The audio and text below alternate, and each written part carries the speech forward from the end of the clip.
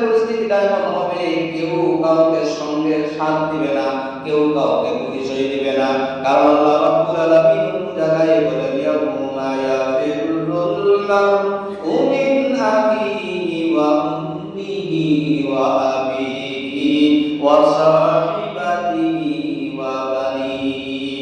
ওই দিন অবস্থা হবে, ইয়াউমা ইয়াফিরুল মারউ মিন আখিহি, দুনিয়াতে যদি কোনো ভাই বিপদে পড়ে আরেক ভাই দৌড়ে যায় ওই ভাইকে সহযোগিতা করার জন্য, প্রয়োজন হলে ভাইয়ের জন্য রক্ত দেয়, প্রয়োজন হলে জীবন দেয়, কিন্তু ভাইয়ের পাশে দাঁড়ায়। কিন্তু হাসরের প্রান্তে পরিস্থিতিটা এমন হবে, এক ভাই আরেক ভাইয়ের সঙ্গে কোনো পরিচয় দিবে না, ভাই ভাইকে পরিচয় দিবে না। ইয়াউমা ইয়াফিরুল মারউ মিন আখিহি ওয়া উম্মিহি। এই দুনিয়ার জমিনে একজন মা তার সন্তানকে কত ভালোবাসে, কত মহব্বত করে। নিজের মা 10 মাস 10 দিন সন্তানকে গর্ভে ধারণ করে, আড়াইটা বছর মা সন্তানকে দুধপান করাইয়া এত কষ্ট করে ধীরে ধীরে সন্তানকে লালন পালন করে। সন্তান যদি বেমারে পড়ে যায়, মা ওই সন্তানের বুকে বসে, সন্তানের কাছে বসে আল্লাহর কাছে দোয়া করে, আল্লাহ আমার হায়াত আমার সন্তানকে দিয়ে হলো, আমার সন্তানকে সুস্থ করে দাও। এত মহব্বত মা সন্তানের প্রতি, এত ভালোবাসা, এত মহব্বত। কিন্তু হাসরের প্রান্তে আল্লাহ রাব্বুল আলামিন বলেন, তোমার মা তোমাকে পরিচয় দিবে না।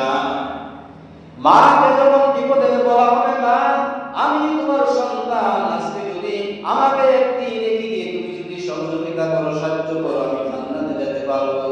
মা জবাব দিবে, না না, দুনিয়ার জমিনে আমার কোনো বিবাহ হয়নি, আমার কোনো সন্তান নাই, কোনো ছেলে নাই।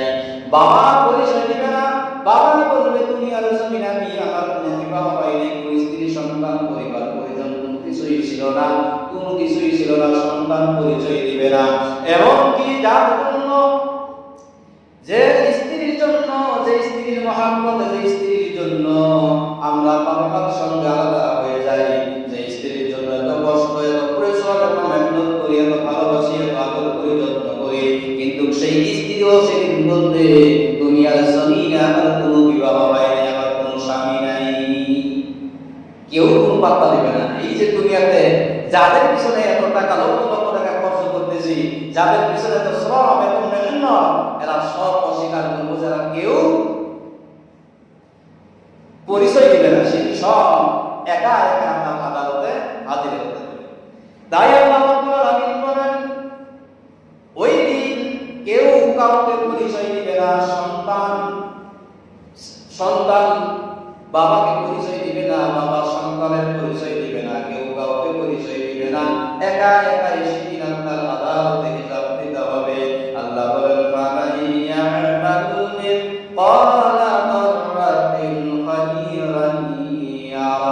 আল্লাহ বলেন, কোন মানুষ যদি একটা সরষের দানা পরিমাণ ভালো আমল করে, সেটাও তাকে দেওয়া হবে, সেটাও দেখতে পাবে।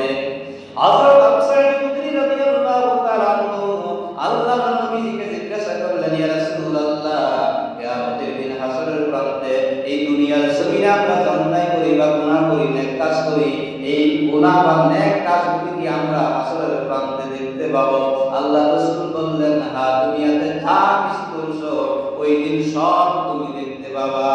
আবু সাঈদ খুদরি বললেন, ইয়া রাসূলুল্লাহ, আমি যদি ছোট্ট একটি গুনাহের কাজ করি সেটাও কি আমি দেখতে পাবো?